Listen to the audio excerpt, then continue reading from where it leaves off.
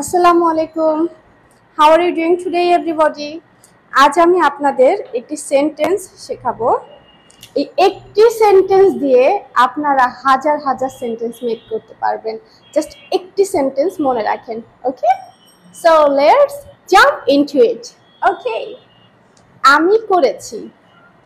I have done. আমি করেছি। তাহলে যদি বলি আমি দেখেছি, কি হবে? আমি দেখেছি।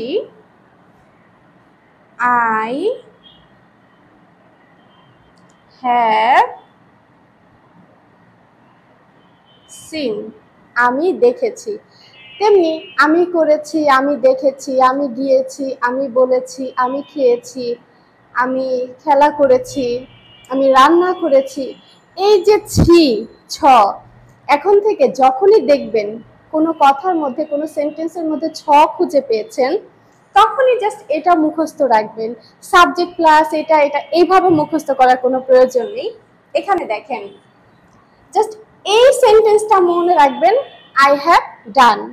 এখন বাংলাটা আগে মনে রাখতে হবে, আমি করেছি, কারণ আমরা বাংলায় কথা বলি।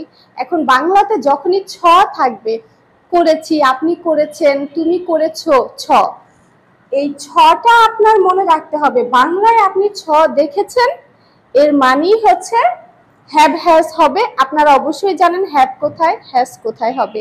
যদি বলি আমি করেছি, আই হ্যাভ ডান। সে করেছে, শি অথবা হি হ্যাজ হবে। হ্যাঁ, হি হ্যাজ ডান। ওকে, এছাড়া এটা ডান ভার্বের থ্রি হবে। আচ্ছা, ভার্বের থ্রি এখানে লিখে ভার্বের থ্রি। সে করেছে, হি হ্যাজ ডান। তাহলে দেখেন, যদি বলি সে রান্না করেছে, she has cooked. She has cooked. Cooked, cooked, cooked, cooked, তাহলে কি হবে? ভার্বের থ্রি। এখন বলেন, এই যে বাংলায় শেষের যে ছটা আছে, আর এই ছ থাকা মানেই হচ্ছে ভার্বের থ্রি। এই কথাগুলো আমার মনে হয় আমরা প্রতিদিন যত কথা বলি, এই কথাটা সব থেকে বেশি ব্যবহার করি ছ দিয়ে। তুমি করেছো, তুমি দেখেছো, তুমি কিনেছো, ছ থাকবেই। তাহলে খুব সহজেই আমরা শিখে গেলাম। সারাদিন এত কথা বলি, এত কথার মধ্যে প্যারামাউন্ট একটা কথা আমরা ছ দিয়ে বলি। মনে রাখবেন, ছ থাকা মানে হ্যাভ হ্যাজ থাকবে, এরপরে ভার্বের থ্রিটা। হ্যাঁ, আপনারা এই ছ দিয়ে কে কতগুলো সেন্টেন্স মেক করতে পারেন এখনই কমেন্ট করে জানান। Thank you, like and share. আসসালামু আলাইকুম।